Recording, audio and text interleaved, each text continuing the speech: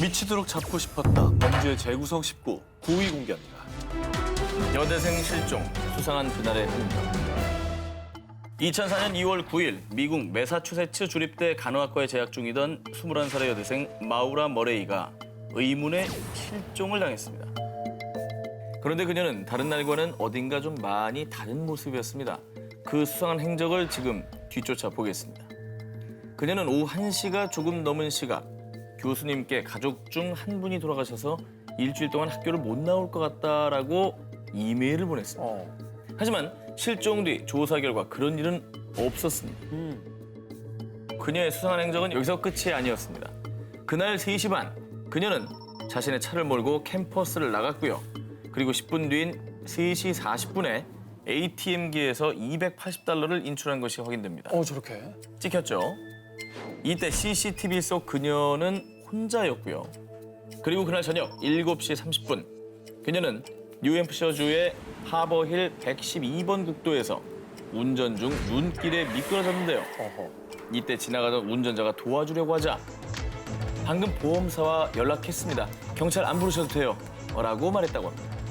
하지만 이 역시 조사 결과 그녀는 보험회사와 통화한 적이 없었습니다. 야, 이건 뭐죠?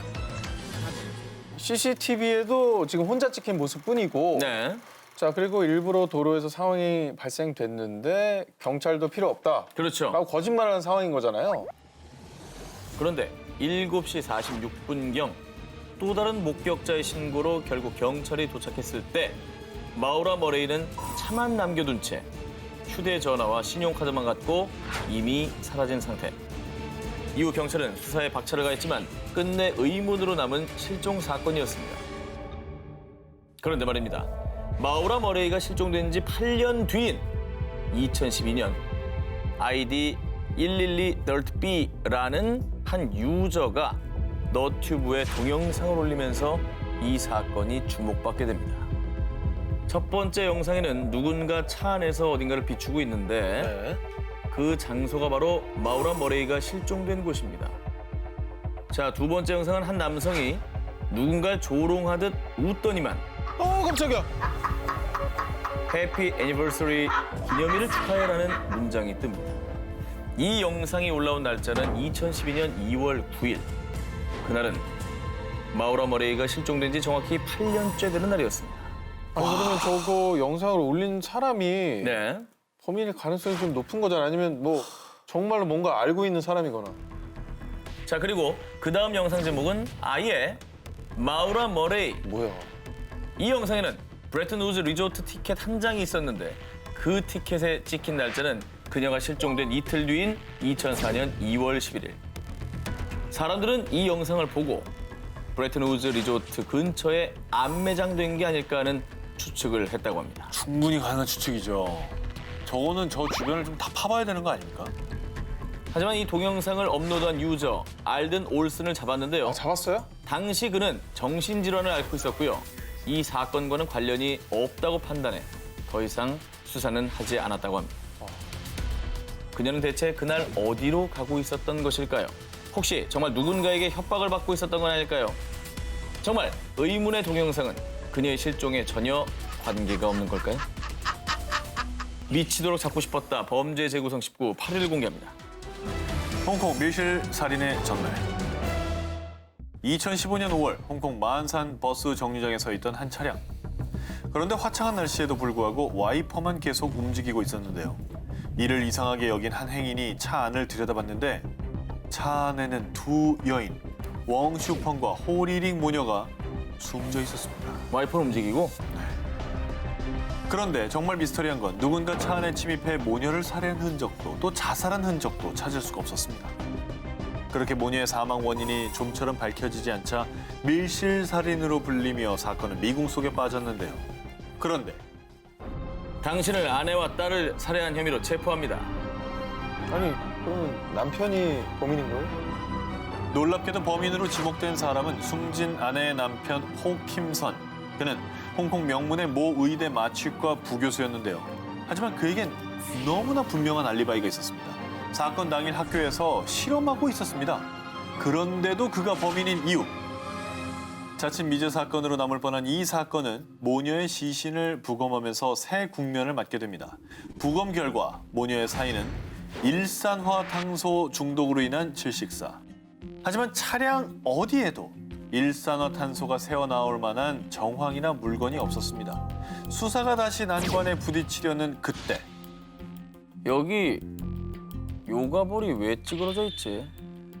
요가볼이 차량 트렁크에서 발견된 건데요. 이후 탐문 조사를 벌인 경찰은 충격적인 사실을 확인하게 됩니다. 그러고 보니 호킴선 교수가 요가볼에 가스를 넣고 있었어요. 소름. 그렇습니다. 남편 호킴선은 요가볼에 일산화탄소를 넣고 마개를 없앤 뒤 아내와 딸이 타고 있는 차에 넣어둔 거죠. 즉 밀실 살인 트릭을 쓴 겁니다. 아니 어떻게 아내랑 딸을 그렇게 죽일 수가 있어요? 야, 진짜 정말 저 진짜 사람이야? 인두껍을 쓴 진짜 악마네요. 아니 근데 왜 죽인 겁니까? 왜? 그 이유 좀 얘기해 주세요. 사실 남편 호킴선은 자신의 제자이자 딸의 과외 선생인 한 여성과 불륜 관계였는데요.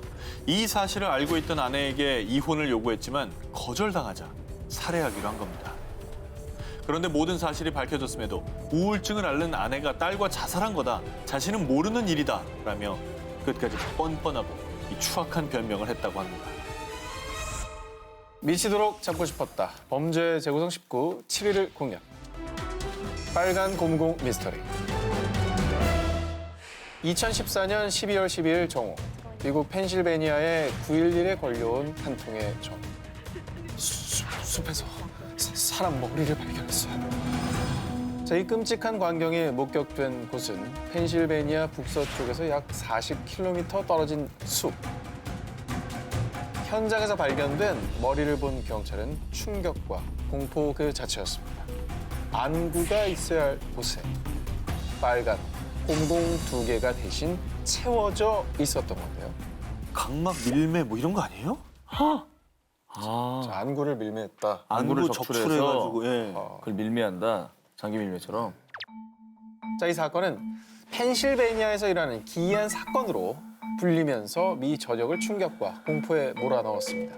자, 부검을 담당한 FBI와 치과 의사의 소견에 따르면요. 50대의 백인 여성이며 펜실베니아에서 거주하지 않았다고 결론을 내렸는데요. 하지만 이 이상 여성의 신원이 더 이상 밝혀지지 않고 사건은 여전히 오리무중인 상태. 아니 근데 DNA 검사하면은 나오지 않습니까? DNA 검사 안 해봤어요? 정말 안타깝게도 DNA 검사가 다소 어려웠는데요. 왜요? 그 이유는 범인이 완전 범죄를 위해서 약품으로 머리에 방부 처리를 했기 때문입니다. 이 사람은 이거는 완전히 계획한 거네요. 완전 계획범죄죠 이거. 완전 나쁜 놈이네.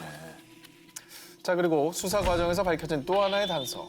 미국의 저명한 병리학자 사이를 웨흐트의 엑스레이 결과인데요. 7개의 뼈로 이루어진 척추의 맨 윗부분인 경추가 적해 사라져 있는 것이 보이죠? 병추가 없네요. 왜 사라졌어요? 청춘은 왜 사라진 거예요? 특히 목 부분의 깔끔한 절단면은 시체를 주로 다루는 직업군의 소행으로 일단 보인다고 합니다. 그럼에도 불구하고 그렇다면 처음에 발견된 대체 빨간 공은 왜?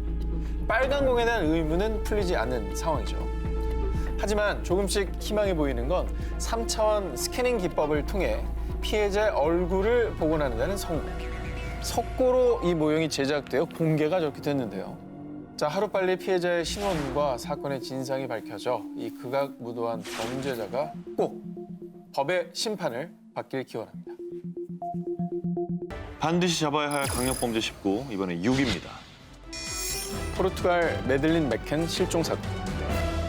영국의 중부도시 레스터에 사는 맥켄 부부는 이른 아침부터 분주했습니다. 똘망똘망한 예쁜 눈을 가진 첫째 딸 메들린 맥켄의 4번째 생일을 앞두고 포르투갈 남부의 휴양지 프라이아 다 루스로 여행을 떠나기로 했기 때문인데요.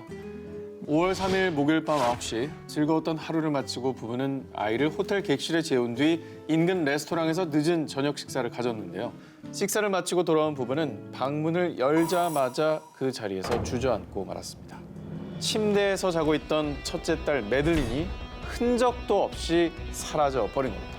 그만 놀래요.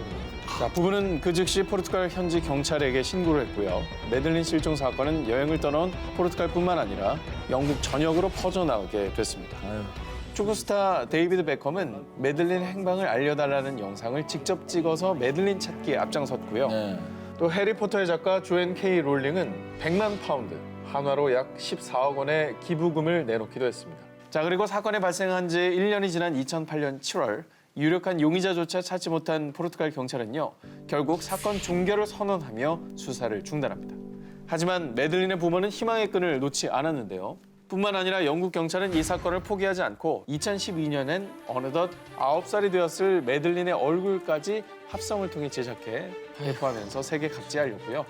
자, 영국에서 약 100명 이상의 범죄자를 체포하는 데 큰 기여를 한 프로그램 미해결 사건을 다뤄서 시청자의 제보를 받는 크라임 워치에서도 매들린 실종에 대한 내용을 재조명하면서요. 용의자를 봤다는 제보가 하루에 무려 1000건씩 쏟아졌고요. 수많은 제보에도 불구하고 매들린 실종 사건은 사건이 발생한 지 10년이 지난 지금까지도 미해결된 채로 남아있는데요. 올해로 14살이 된 매들린 맥켄, 꼭 가족의 품으로 돌아갈 수 있기를 바랍니다. 반드시 잡아야 할 강력범죄 19, 4위 공개해주세요. 2010년 뉴욕 롱아일랜드 연쇄 살인사건. 2010년 5월 미국 뉴욕주의 911 센터로 다급한 신고 전화가 들어옵니다. 신고자는 당시 24세의 성매매 여성 셰넌 길버트로 그녀는 롱아일랜드 오크비치에 있는 고객의 집에서 나온 후였습니다. 그리고 얼마 뒤 뉴욕주의 경찰서로 실종 신고가 접수되는데요. 실종자의 이름은 911에 도움을 요청했던 셰넌 길버트. 그렇게 실종 신고를 받은 경찰은 길버트의 행적을 추적하던 중 롱아일랜드의 길고비치 인근에서 실종자인 길버트가 아닌 다른 사람의 백골 시신을 발견하게 된 거죠. 이에 뉴욕주 경찰은 인근 지역을 집중 수사하게 되는데요. 정말 놀랍게도 총 3구의 시신을 잇따라 발견하게 됩니다. 뒤이어 2011년 4월까지 6구의 시신을 더 발견하게 되면서 롱아일랜드 해변 인근에서만 총 10명의 희생자 유골을 발견하게 됩니다. 게다가 피해자 중 한 명은 1996년 파이어섬에서 발견된 쓰레기 봉지 속의 일부 시신과 DNA가 일치해 더 큰 충격을 줬습니다.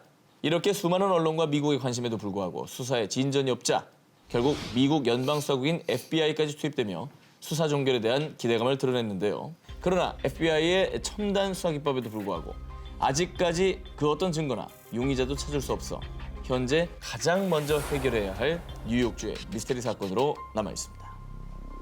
반드시 잡아야 할 강력범죄 19, 14위 공개합니다. 엠버 경보를 만든 엠버 해거먼 살인사건.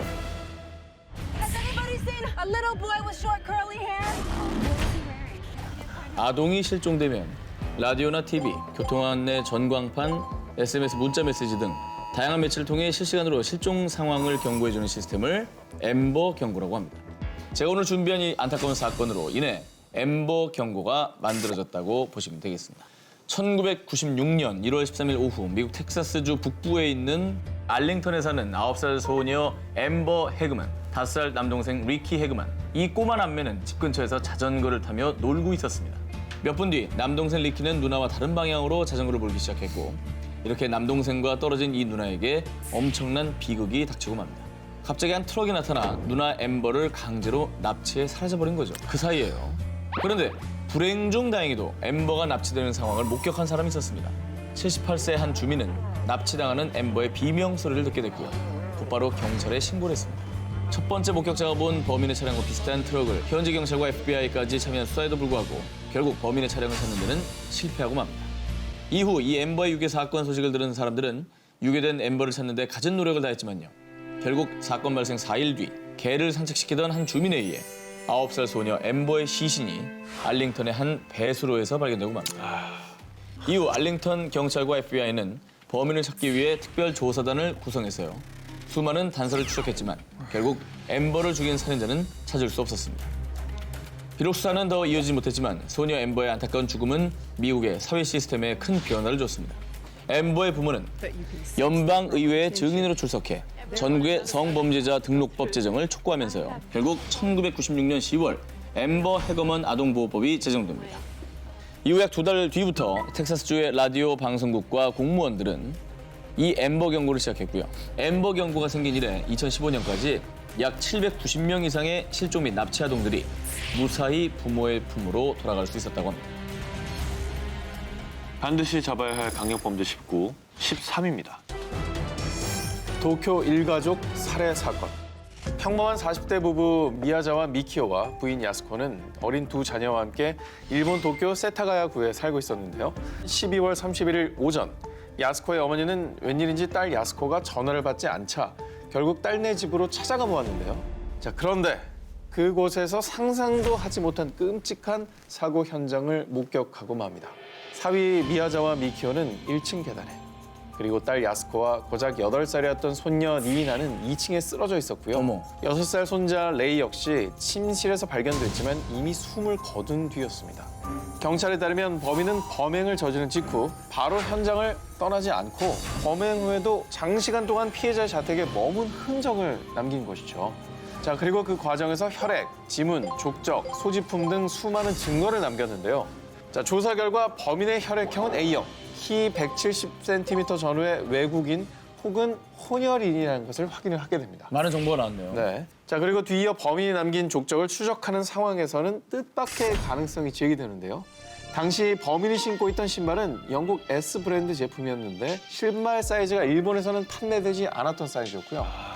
1998년 10월부터 2000년 11월 사이에 한국에서 제조된 제품이라는 이유로 한국으로 조사원을 파견해 범인의 지문을 한국 전과자들의 지문과 대조하는 작업까지 진행을 하게 되는데요. 그러나 이 작업으로도 범인과 일치하는 지문을 가진 사람을 발견할 수 없었습니다. 일본 경시청은 사건 발생 후 17년이 지난 지금까지도요. 범행 현장 보존을 위해 24시간 경찰이 상주를 하고 있고요. 무려 2천만 원, 한화로 약 2억 원 상당의 사상 최고의 현상금을 내건 건 물론이고 이 사건에 투입되는 조사원만 연간 25만 명에 달할 정도로 범인을 잡기 위해 최선을 다하고 있다고 합니다. 참고로 이 사건은 일본 미제 5대 사건에 항상 꼽힌다고 하고요. 그만큼 많은 관심을 받은 사건인데요. 이 사건의 유족들은 2009년 살인사건 피해자 유족 모임 소라노 카이를 결성한 뒤에 강력 범죄에 대한 공소시효 폐지를 꾸준히 요구해왔고요. 결국 2010년도에 살인죄 공소시효 폐지를 이끌어냈다고 합니다. 지금까지 해외 미제 사건들에 대해 알아봤는데요. 지금부터는 2017년에는 꼭 반드시 해결돼야 될 우리나라의 강력범죄 사건들을 중점적으로 소개해드리겠습니다. 사건 해결의 실마리가 되는 단서들, 그리고 범인의 몽타주 등이 함께 공개될 예정이니까요. 지금부터는 범인을 같이 잡는다는 마음으로 집중해 주시기 바랍니다. 자, 그러면 반드시 잡아야 될 강력범죄 19, 12위 공개하겠습니다. 2001년도 드들강 살인사건. 자, 제가 먼저 준비한 국내 사건 기사는요. 사건 발생 이후 무려 16년 만에 올해 1월 11일 피고인에게 무기징역이 선고되었습니다. 자, 먼저 사건은 2001년 2월 4일로 거슬러 올라갑니다. 이날 전남 나주시 드들강변에서 17살 고등학생 A양이 나신 상태로 숨진 채 발견이 됐고요. 당시 그녀의 상태로 보아 성폭행을 당한 뒤 목이 졸려 살해된 것으로 추측이 되었습니다. 현장을 용의주도하게 정리한 범인 때문에 이 사건을 해결한 단서는 오직 단 하나, 피해자 몸속에 있는 범인의 DNA뿐이었는데요. 사건 발생 후 이 단서를 바탕으로 용의자를 찾아 나섰지만 쉽사리 용의자는 잡히지 않은 채 속절없이 시간이 흘러갔습니다. 자, 그러다 2010년 용의자의 DNA를 동의 없이 채취할 수 있도록 법이 바뀌면서 드디어 2012년도에 용의자의 DNA와 일치되는 사람이 나타나게 된 겁니다. 하지만 B 씨는 합의로 성관계를 했을 뿐 나는 살인을 하지 않았다 이렇게 주장을 했고요. 결국 증거 불충분으로 무혐의 처분을 받게 됩니다. 하마터면 영구 미해결 사건으로 남을 뻔했었는데요. 다행히도 2015년 태완이법이 시행되면서 살인사건의 공소시효가 폐지됐고요. 자, 무엇보다 B 씨에게 법원이 유죄를 선고하게 된 결정적인 이유는요. 한 법의학자가 핵심적인 과학적 근거를 제시했기 때문인데요. 제가 중요한 기여를 한 법의학자 교수님을 직접 만나보겠습니다. 드들강 이 사건은 어떻게 해서 이제 함께 하게 되신 건가요? 일단 서류를 보자. 그래갖고 이제 서류를 다 받았어요. 네. 그런데 뭐라고 써 있느냐면 질 깊은 데서 나온 건 정액 플러스 혈액이 나오는데 듬성 이렇게 혈액이 묻어 있다. 사람이 움직이면 그게 당연히 그러니까 이제 섞인다고 생각하는데 예. 이게 진짜 섞이느냐 이거지. 예. 그래서 실험을 해보기로 했어요. 부엌에 가면 네. 그 위생백 이 정도 되는 거예요. 먼저 안쪽에다가 쫙 정액을 이렇게 넣어놨어요. 예. 그렇게 하고 혈액을 붙여놨어요. 근데 그거는 어떻게 채취를 하셨나요? 혈액은 내 거고 예. 우리 아들 거 정액 받고 30분 후에 보니까 안 섞여. 야 이거 안 물론 섞이네. 동의하에 사진 찍어야 정액을 돼. 받으셨다고 합니다. 여기서 저 사진 때 저게 지금 위에 카메라 놓고 사진 찍을 게 될 수 있는 거거든. 예예예. 이걸 가고 저쪽으로 딱 봤더니 그 움직임 벌써 이만큼 섞여요. 아 퍼져 나갔네요, 저. 예. 그래서 저기서 이대로 놓고 6시간 반을 놔뒀어요. 그랬더니 요 정도밖에 안 섞여요. 아. 그 경계부에서만 약간 섞이더라고. 이미 물에 들어왔을 땐 반항을 할 수 없는 상태로 돼 있는 그런 상황. 법원에서 결과가 지금 현재 이제 어떻게 난 상태인가요? 무기징역 나왔죠. 그 판결문 읽어보면 자기는 안 죽였다 그랬지만 송교우 씨하루 죽였다면은 누가 죽였겠느냐? 진례에 정액 있는 사람이 죽였지 않겠느냐? 그렇죠. 그래서 이 사람 움직일 겨를도 없이 묻힐 수도 있던 사건이 이 실험을 통해서 이게 또 범행이 밝혀지게 된 건데요. 어쨌든 진실 밝혀나가는 거 이게 이제 우리가 할 일이고 그거를 아주 제일 잘 만들어졌을 때 그때 기쁨을 느껴야 되겠지. 반드시 해결될 사건이라는 사실은 모두 시청자분들도 함께 기억을 하셨으면 좋겠고요. 드들강 살인 사건처럼 하루빨리 해결이 됐으면 하는 바람을 가져보겠습니다. 네. 포기하지 않는다면 희망은 있다. 자, 반드시 잡아야 할 강력 범죄 19, 10위 공개합니다. 포천 여중생 살해 사건입니다. 2003년 전 국민을 분노하게 만든 사건이 발생합니다. 다들 기억하실 겁니다. 학교를 마치고 집으로 귀가하던 여중생이 싸늘한 주검으로 돌아왔던 포천 여중생 살해 사건입니다. 경찰은 수사본부를 꾸려 포천시 전역에 걸친 수색 작업을 진행했는데요. 그러나 실종 직후부터 A양의 휴대폰과 배터리가 분리되는 바람에 A양의 소재 파악부터 난항을 겪게 됩니다. 그로부터 23일 만인 11월 28일 집에서 약 8km가량 떨어진 의정부시 밀락동과 낙양동 일대에서 A양의 총 13점의 수주품이 발견됐는데요. 이때 발견된 수주품에서는 A양의 이름이 적힌 부분이 모두 찢겨나간 상태였다고 합니다. 결국 실종된 지 3개월 만인 2월 8일 전 국민이 애타게 찾던 중학생 소녀는 싸늘한 주검이 돼서야 부모님 곁으로 돌아올 수 있었습니다. A양을 처음 발견한 곳은 집에서 약 6km 정도 떨어진 포천시 소우르배 콘크리트 배수로 속이었는데요. 알몸 상태로 발견돼 더욱 충격을 안겨줬습니다. 심지어 부검을 담당한 국과수에서조차 질식사로 추정이 됐지만 시신의 훼손도가 너무나 심해서 목이 졸린 흔적이 있는지 직접적인 사인을 알 수 없다고 밝혀 그 안타까움을 더했습니다. 유일한 단서는 A양의 손발톱에 칠해진 붉은색 매니큐어. 평소 A양은 매니큐어를 사용하지 않았지만 발견 당시에는 손발톱에 붉은색 매니큐어가 조잡하게 칠해져 있었던 거죠. 이에 경찰은 국내 매니큐어 제조회사들로부터 각 매니큐어의 성분을 넘겨받아 범행 당시 사용된 매니큐어를 특정지었고요. 포천시 부근에서 해당 매니큐어를 구입한 30대 남성을 추적하기까지 했지만 끝내 사건의 실마리를 풀 수가 없었습니다. 반드시 잡아야 할 강력 범죄 19, 이번에 3위입니다. 자, 2011년도 기사입니다. 보험 사기범 잡는 SIU.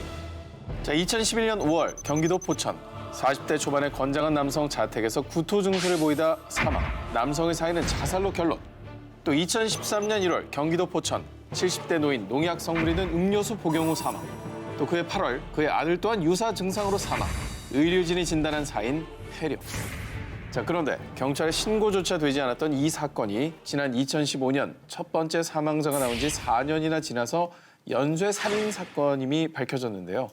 한 여성이 거액의 보험금을 타기 위해 전 남편, 현재 남편, 현 남편의 시어머니까지 음식에 농약 성분을 조금씩 타먹이는 방법으로 살해를 했던 겁니다. 하마터면 조용히 묻힐 뻔했던 이 사건은 맨눈으로 사건의 수상한 점을 발견해낸 SIU 사람들 덕분에 경찰 수사가 진행돼 결국 범인을 구속할 수 있었는데요. 자, 이분들은 살인사건 및 교통사고 현장 등을 찾아가 보험 사기로 의심되는 단서를 날카롭게 찾아내는 분들로요. 대표적으로 지난 2011년 서울에서 발생한 노숙인 살인사건이 SIU의 끈질긴 추적 끝에 진실을 밝혀냈던 사건입니다. 한 무속인이 친언니 등과 함께 범행을 계획해서 40대 노숙인 여성을 유인해 술을 먹인 뒤 살해한 뒤에 노숙자에게 자신의 옷을 입혀서 마치 자신이 죽은 것처럼 위장했던 사건이었죠. SIU가 장례식도 치르지 않고 언니 혼자 서둘러 화장을 했다는 점, 그리고 무속인이 사망 전 거액의 보험에 가입했다는 점을 수상히 여겨서 제보를 했고요. 무서워라. 결국 경찰 조사 결과 이게 보험 사기극이었다는 것이 밝혀졌습니다. 사람 목숨 뭘로 하는 거예요? 도대체? 네. 그래도 오늘 저 미해결 사건들을 많이 하고 있는데 저 해결된 사건을 들으니까 정말 갈증이 해소된 것 같아요. 시원하네. 우리 SIU 여러분들의 노고에 정말 박수를 보냅니다. 고맙습니다. 네. 예. 반드시 잡아야 될 강력범죄 19 10일입니다. 자, 2000년 나주 간호사 살인 사건입니다. 2000년 8월 25일 나주 스이지면 오봉리 청룡교 다리 밑 경찰은 한 목격자의 신고로 퉁퉁 불어 도저히 얼굴을 알아볼 수 없는 알몸의 시신 한 구를 발견합니다.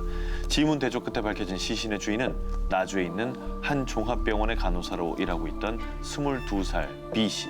시신 발견 일주일 전인 2000년 8월 18일 휴무일을 맞은 B씨는 본가에서 쉬던 중이었습니다. 술에 취해 어머니에게 큰 소리를 지르는 아버지를 진정시키기 위해 아버지를 이끌고 마을 앞 개천으로 향했습니다. 하지만 술에 취한 B씨의 아버지는 말싸움 끝에 딸의 손길을 뿌리쳤고요. B씨도 끝내 아버지를 붙잡지 않고 개천 쪽으로 걸어갔다고 합니다. 그런데 그렇게 개천으로 갔던 B씨는 밤새 집에 돌아오지 않았고요. 그로부터 일주일 후 그만 B씨가 개천 밑에서 차가운 주검으로 발견되고 만 겁니다. 이후 10여일간 경찰은 B씨의 흔적을 추적하고 탐문 조사를 벌였지만 역시나 그 어떤 증거도 찾아낼 수 없었습니다. 그런데 사건이 발생한 지 한 달이 지나갈 즈음인 어느 날 수사본부로 한 여성의 전화가 걸려옵니다. 남자친구가 살인을 한 지인을 만나고 왔다고 했어요. 어떤 여자를 죽였다고 했대요. 라고 말이죠. 우여곡절 끝에 제보자와 그 남자친구를 찾아내 다음과 같은 진술을 확보할 수 있었습니다. 9살 많은 고종사촌 형이 트럭을 운전해서 개천변길을 달리다 여자를 보고 목을 졸라 죽였다고 말했습니다. 라는 내용이었습니다.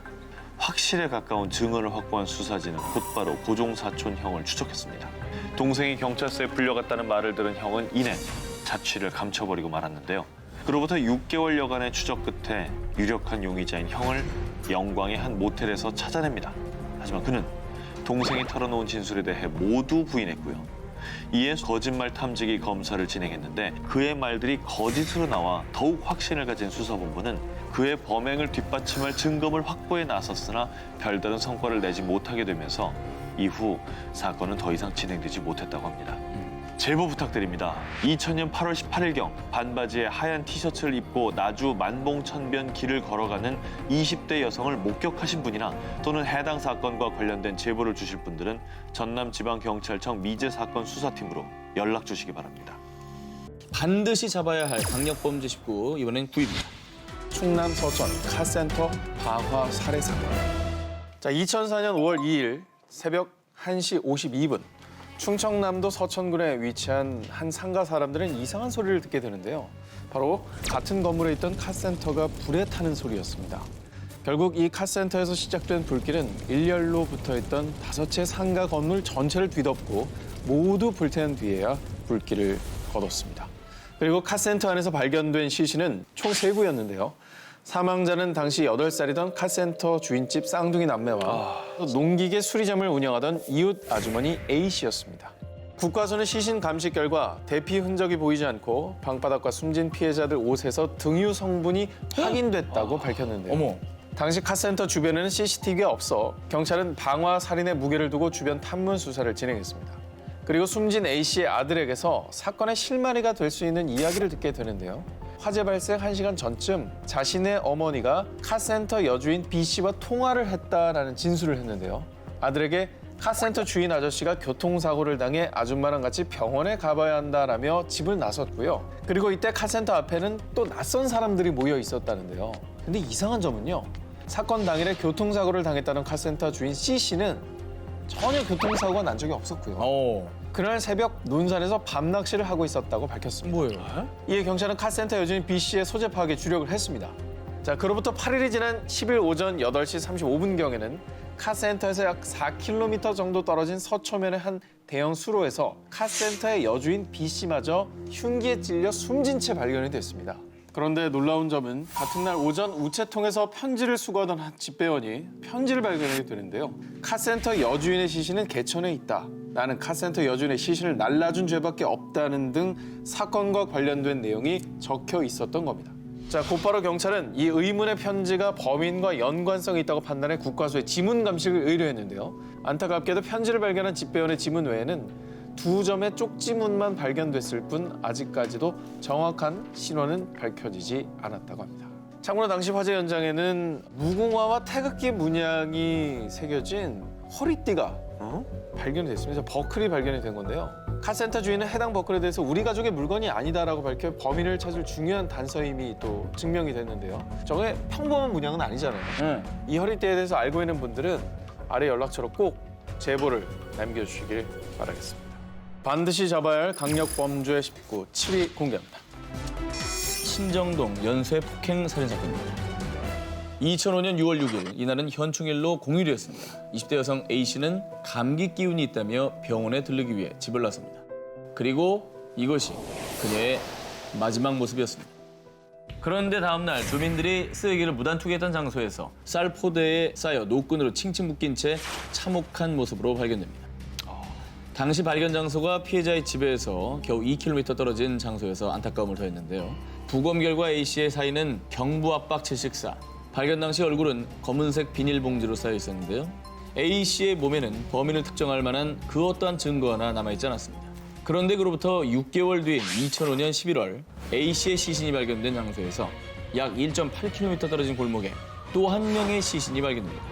이번엔 야외용 돗자리와 김장용 비닐봉지에 겹겹이 쌓인 채 노끈과 전깃줄, 나일론끈으로 단단히 묶인 기이한 모습으로 놓여있는 시신이었습니다. 그녀가 실종된 날은 일요일이었지만 직장에 출근해야 했던 B씨, 결국 싸늘한 시신으로 돌아온 것입니다. 그런데 40대 주부 B씨의 사인 역시 경부 압박 질식사로요. 피해자의 얼굴은 검은색 비닐봉지로 쌓여 있었고 동일범의 소행으로 보이는 사건은 목격자나 단서 하나 없이 미궁에 빠지게 되는데요. 하지만 발생한 지 10년 뒤인 2015년 사건과 관련된 새로운 사실이 밝혀지게 됩니다. 10년 전 전국 동시지방선거가 실시됐던 2006년 5월 31일 한 여인이 신정역 근처에서 납치당했다가 탈출한 사건이 있었다는 것이었습니다. 반지하에 열린 문으로 들어간 그녀는 들어가자마자 왔어? 라고 말하는 낯선 남자의 목소리를 듣게 됩니다. 그렇습니다. 범인이 둘이었던 것이죠. 실눈을 뜨고 주위를 살펴본 그녀는 바닥에 놓여있는 수많은 노끈들을 봤고요. 마침 현관문이 열려있던 걸 확인한 여자는 뒤도 돌아보지 않고 그대로 건물 2층 계단으로 올라가 신발장 옆에 숨었습니다. 그런데 그때 여자의 눈에 들어온 건 낡은 신발장 옆에서 붙어있던 엽기 토끼 스티커였습니다. 이렇게 무사히 목숨을 건진 여자의 사연이 방송을 타자 사건은 일명 신정동 엽기 토끼 살인 사건으로 알려지며 범인에 대한 수많은 제보가 쏟아지고 있어 경찰 측에선 제보들을 바탕으로 수사에 박차를 가하고 있다고 합니다. 반드시 잡아야 할 강력범죄 19, 이제 5위입니다. 2009년 전남 광양 주차장 살인 사건. 2009년 6월 14일 일요일 오전 한 달여 전 회사에 취업한 A씨는 사장 B씨의 문자 메시지를 받고 자신의 승용차를 타고 약속 장소로 나섰죠.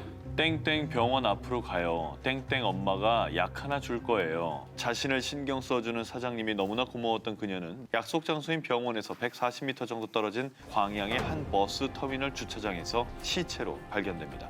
A씨는 뒤로 젖혀진 운전석에 반드시 누워 있었고 그녀의 목에는 희미한 자국이 남아 있었습니다.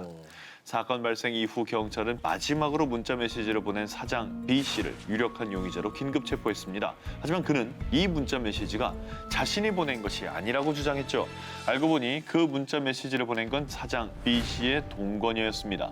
동거녀가 B씨와 피해자의 사이를 의심해 사건 당일 아침 피해자를 불러내기 위해 B씨로 가장을 해 문자를 보냈던 건데요. 이후 그녀는 발뺌을 하는 것에 화가 치밀어 손으로 목을 졸라 죽였다며 모든 것을 털어놓았고 곧 살인 혐의로 구속됐습니다. 이렇게 그녀의 자백으로 무사히 해결되나 싶었던 이 사건. 하지만 어찌된 일인지 그녀가 법정에서 자백을 번복합니다. 게다가 국과수 부검 결과 손으로 목을 졸라 숨지게 했다고 자백했던 그녀의 말과 달리 피해자는 끈과 같은 물건으로 목이 졸려 사망한 것으로 나타났고요. 당시 그녀의 자백 외에는 사건과 관련된 별다른 증거가 없었기 때문에 결국 지난 2014년 대법원 공판에서 자백의 신빙성이 의심된다는 이유로 B씨의 동거녀에게 무죄 판결이 났습니다. 과연 차 안에서 처참하게 생을 마감한 A씨를 죽인 범인은 누굴까요? 죽을 각오로 범인을 찾아내서 수갑 채우는 거, 그게 우리 일인 거야. 이번 사건은 신출 귀몰 완전 범죄가 될 뻔했으나 끝내 덜미가 잡힌 희대의 강도 사건입니다. 9년 전 사라졌던 시시 황후의 별을 찾았습니다. 19세기 유럽 최고의 미인이자 오스트리아의 연인으로 불리는 엘리자베트, 일명 시시 황후. 그런 그녀가 애지중지한 보물 시시 황후의 별 200만 달러, 한화로 약 22억 원의 가치가 있는 국보급 보물이었습니다. 1998년 시시 황후의 사망 100주년을 기념하는 날, 오스트리아 비엔나의 쉔브른 성에서 특별 전시된 시시 황후의 별. 무장 경관들의 엄격한 감시, 또 보안 시스템, 게다가 최첨단 도난 방지 센서까지 설치돼 있었는데요. 그런데 감쪽같이 훔쳐서 사라지고 맙니다. 경찰 수사팀이 총동원되어 범인 수색에 총력을 다했지만 그 어떤 단서도 찾지 못했습니다. 그야말로 완전 범죄 속으로 사라진 시시 황후의 별. 그런데 말입니다. 9년 뒤인 2007년 범인이 잡혔습니다. 범인의 정체는 천재 도둑이라 불리는 캐나다 출신의 제럴드 블랜처드. 근데 어떻게 훔쳤대요? 그가 저지른 완전 범죄급 강도 스킬을 밝혀드리면 영화 미션 임파서블 뺨치는 스펙터클 도난 사건입니다.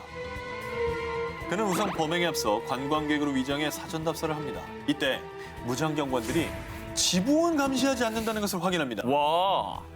그리고 1998년 6월 제럴드는 난공불락의 성을 공략하기 위해 낙하산을 이용해 잠입. 아주 조심히 또 천천히 보석에 접근했습니다. 그 다음은 천재 도둑의 기질이 빛을 발하는 순간 그 어떤 보안 시스템도 소용없다. 보안 장치에 아주 해박한 지식을 갖고 있어서 그에겐 문제가 되지 않았지요. 그게 가능하구나. 진짜 소름이네요. 그런데 이토록 한치의 오차도 없는 도난 사건을 저지르고 황당하게도 2007년에 다른 절도 혐의로 체포가 됩니다. 그래서 경찰이 집을 수색했는데 아주 우연히 시시 황후의 별이 발견된 거라고 합니다. 그리고 경찰 조사에서 왜 그랬냐는 질문에 그의 대답은 왜 훔쳤냐고요? 스릴 넘치잖아요. 이랬다고 합니다. 반성하는 기색이 하나도 없어서 그냥 그렇죠. 빨리 좀 잡혀서 다행인 것 같다는 생각이 들어요. 그렇죠. 네. 또 다른 걸 훔칠 수가 있으니까요. 그러니까요. 영화보다 더 영화 같았던 도둑들의 범행. 앞으로 이런 절도는 정말 영화에서나 봤으면 좋겠습니다. 미치도록 잡고 싶었다. 범죄의 재구성 19, 16위 공개합니다. 5분의 살인자, 여중생 살인 사건. 일본 아오모리현 하치노 헤이시, 시로시타 사초메. 자신의 집에서 싸늘한 시체로 발견된 14살 소녀 미야코 와카나. 26년 전의 그날로 거슬러 올라가 보겠습니다. 1993년 10월 27일 오후 6시 23분 미야코의 어머니가 퇴근 후 집에 돌아왔는데요. 그런데 그녀의 코끝에 스친 비릿한 피비린내. 다급히 방 안으로 들어갔습니다. 그런데 딸 미야코가 하의는 벗겨지고 왼쪽 가슴은 피로 흥건한 채 누워 있었습니다. 세상에. 대체 미야코에게 누가 이런 잔혹한 짓을 저지른 걸까요? 사망하기 전 미야코는 5시 40분쯤 하교 후 친구들과 헤어진 뒤 집까지 걸어간 시간을 생각하면 6시쯤 도착했을 거라고 합니다. 그리고 6시 20분쯤에 미야코가 살려달라는 소리와 함께 곧바로 유리창 깨지는 소리가 들렸다고 합니다. 자, 이거는 범행 직후에 이웃 주민들이 했던 증언입니다. 그 소리가 들린 뒤, 그러니까 3분 뒤에 미야코의 어머니가 귀가했습니다. 어허. 자, 그렇게 치면 이때 범인은 불과 5분도 안 돼서 순식간에 사라져버린 겁니다. 아니 이제 유리창이 깨지고 신랑이 있던 상황인데 5분도 안 돼서 그렇게 다 모든 범행을 하고 사라질 수가 있는 거예요? 이해가 안 가죠? 네.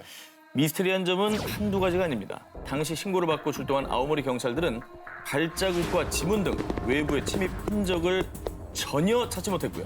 게다가 그 어린 소녀를 잔혹하게 죽인 뒤 마치 자신을 잡아보라는 듯 범인은 결정적인 단서를 남기고 갔습니다.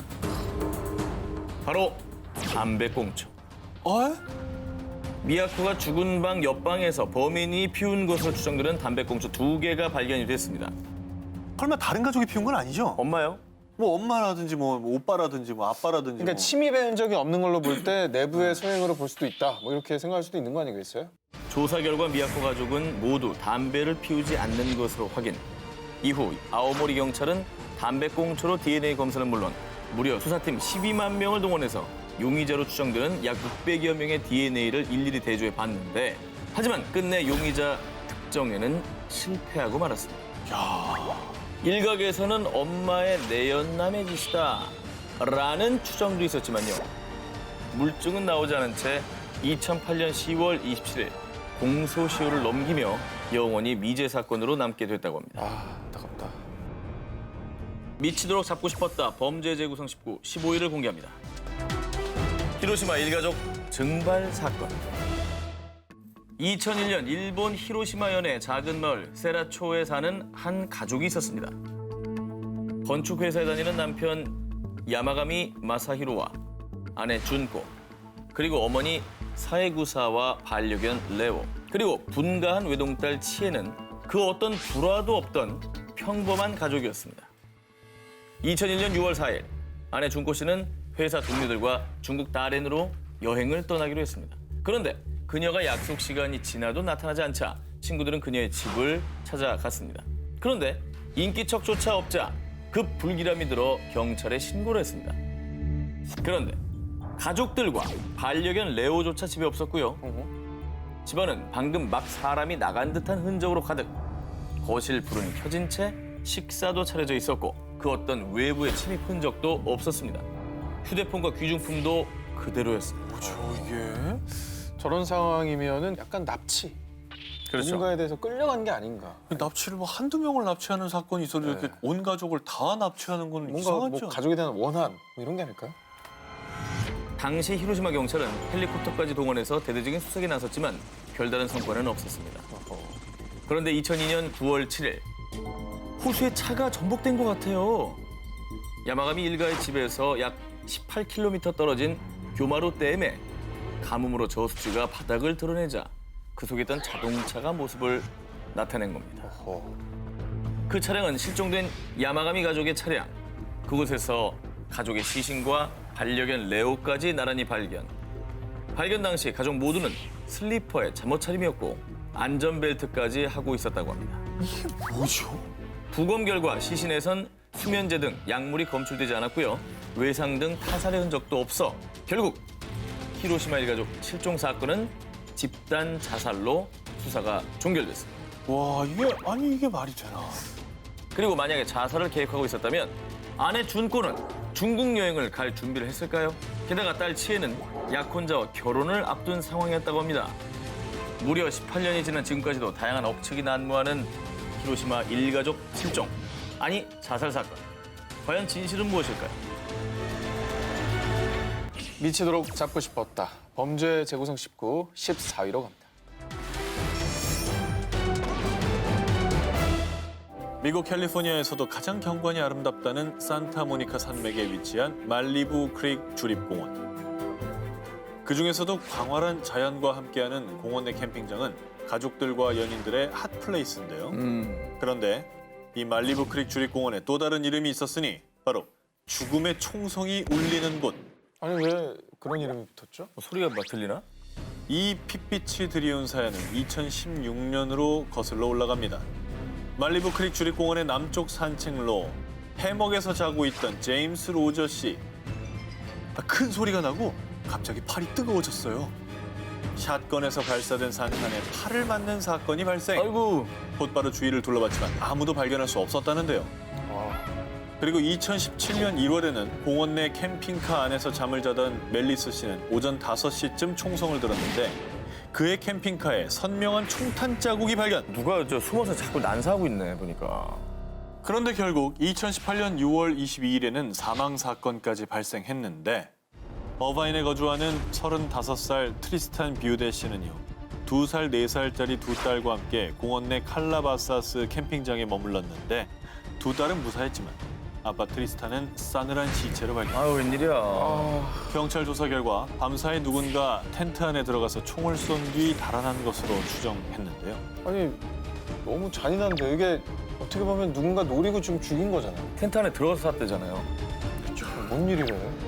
당시 불과 50m쯤 떨어진 곳에서 새벽 4시쯤 4발의 총성을 들으니만 있을 뿐 결국 이 살인사건은 이후 캠핑장에 울린 총성이라는 기사를 통해 미 전역에 공포심이 번졌고요. 이 사건 직후 주립공원 측은 캠핑장을 당분간 폐쇄해야 한다고 발표. 이후 범인을 잡기 위해서요. 미국에서도 큰 경찰 조직인 LA 카운티 셰리프국에서 증거를 샅샅이 수색했으나 안타깝게도 뚜렷한 단서는 찾지 못했다고 합니다. 2016년부터 2018년까지 제가 지금 3건만 얘기했는데 사실 3년간 접수된 총격 신고만 모두 10건이 넘는다고 합니다. 아휴, 참. 아니 그러니까 의아한 점이 한두 개가 아닌 게 대상도 특정이 안 됐어요. 일반인을 대상으로 한 묻지마 총격이잖아요. 그렇죠. 그리고 공원 캠핑장에 대체 어디서 총성 계속 들리는데 총을 쏜 거는 본 사람이 아무도 없고 이게 지금 너무 의문점이 생기는 거죠. 그러니까 저 캠핑족들이 어디 좀 없는지 뭐 모든 게 빠삭한 그런 사람이겠죠. 대체 범인은 왜 무고한 사람들을 위협하고 살인까지 저지르는 걸까요? 대체 그는 어디에서 사람들을 겨냥하고 있는 걸까요? 미치도록 잡고 싶었다. 범죄의 재구성 19, 13위 공개합니다.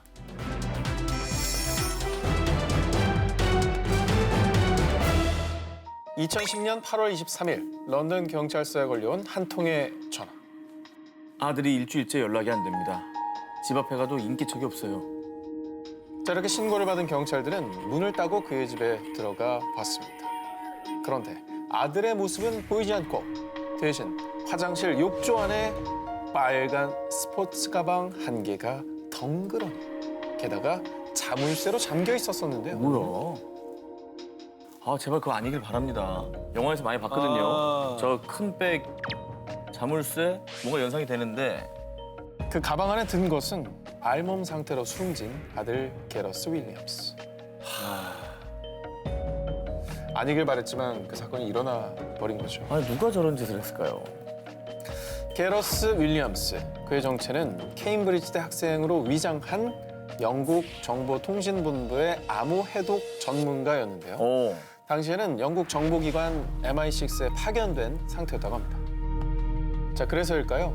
그의 죽음을 둘러싸고 수상한 점이 한두 가지가 아니었습니다. 자, 발견 당시 시신은 상처 하나 없이 깨끗했고요. 독극물과 같은 타살 흔적도 전혀 없었습니다. 또 욕조의 가장자리, 가방의 지퍼, 또 집안에 그 어떤 지문과 발자국도 남아있지 않았죠. 심지어는 살해당한 피해자 본인인 윌리엄스의 DNA조차 말입니다.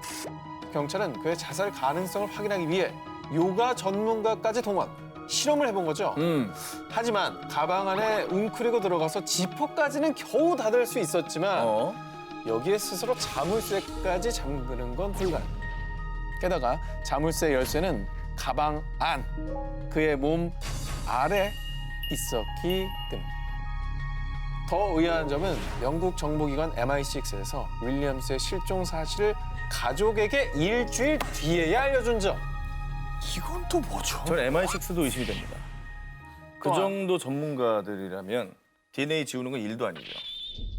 또한 그의 MP3 데이터와 통화 기록도 모두 삭제된 점을 두고 게러스 윌리엄스의 여동생은 그가 비밀 정보국 안에 내부 비리를 폭로하려다 살해당한 것이라고 주장을 하는데요. 하지만 무수한 추측만이 계속될 뿐 그 어떤 증거도 사건을 해결할 단서도 나오지 않은 상황. 그는 왜 가방에서 죽음을 맞이했을까요? 자, 다음 특종입니다. 일본의 이 남자 역시 뜻밖의 장소에서 의문의 죽음을 맞이했는데요.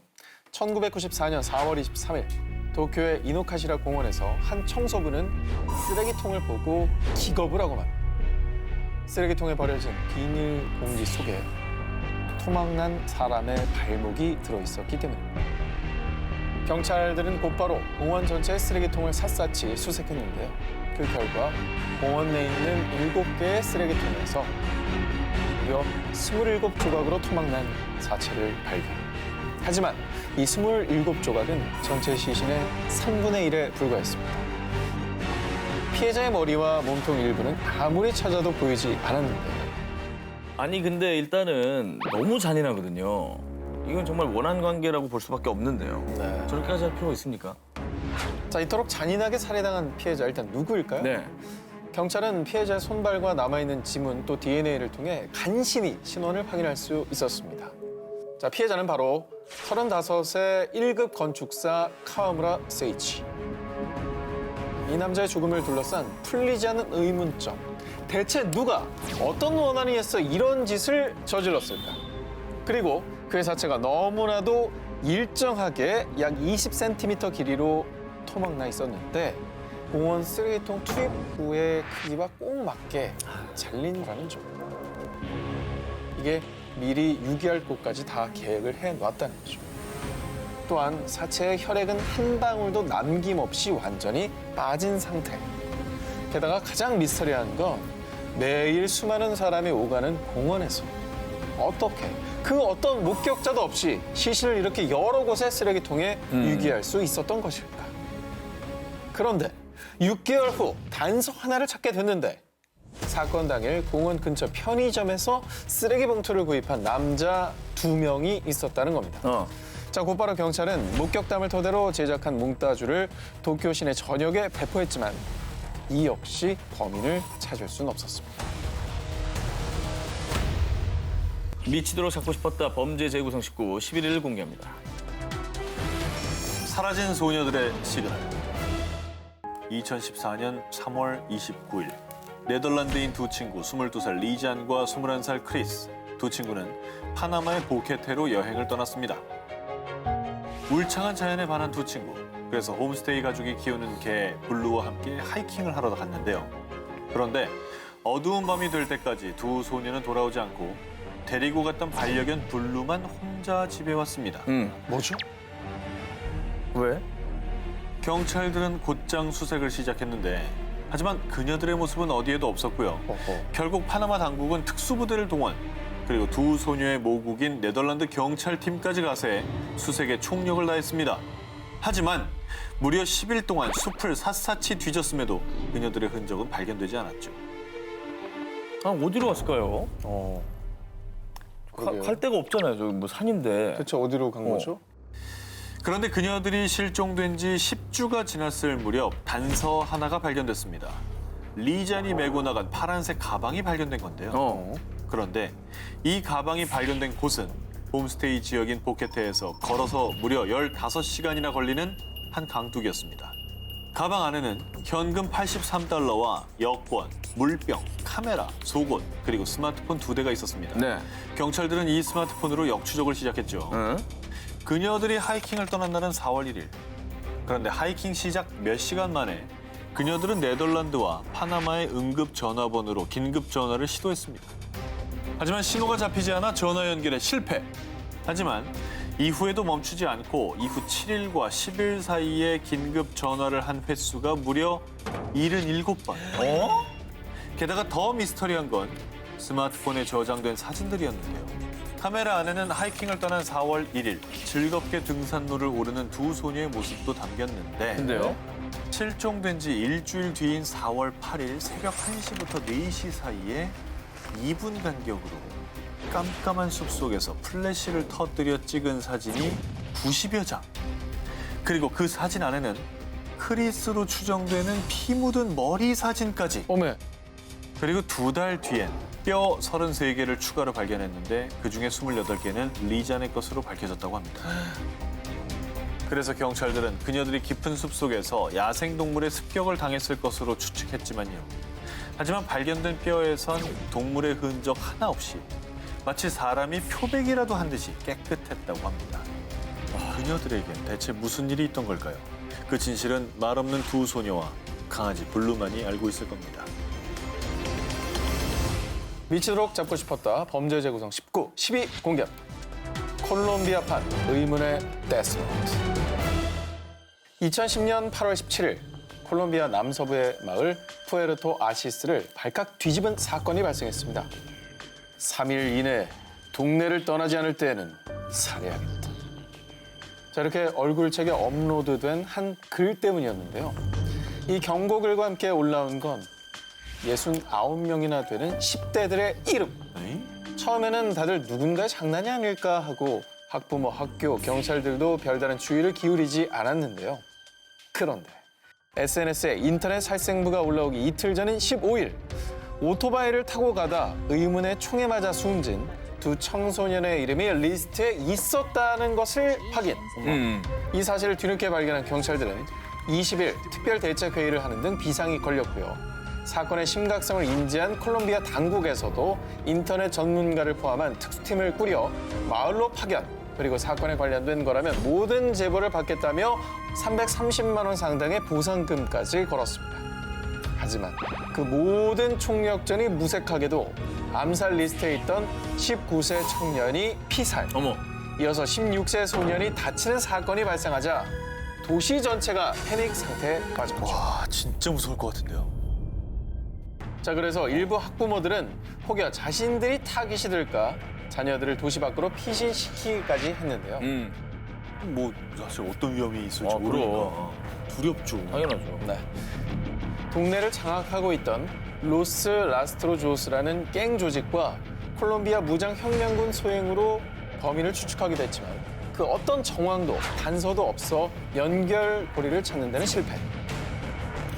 단서가 너무 없어서 답답해요. 이게 뭐라도 하나 있으면은 그죠? 추측을 할 텐데. 그러니까 말이죠. 어둠의 살인자, 어둠 속 암살 리스트, 협박자의 실체도 아니고 어떤 실마리도 잡히지 않은 이 사건. 부디 더는 피해가 발생하지 않기를 바랍니다.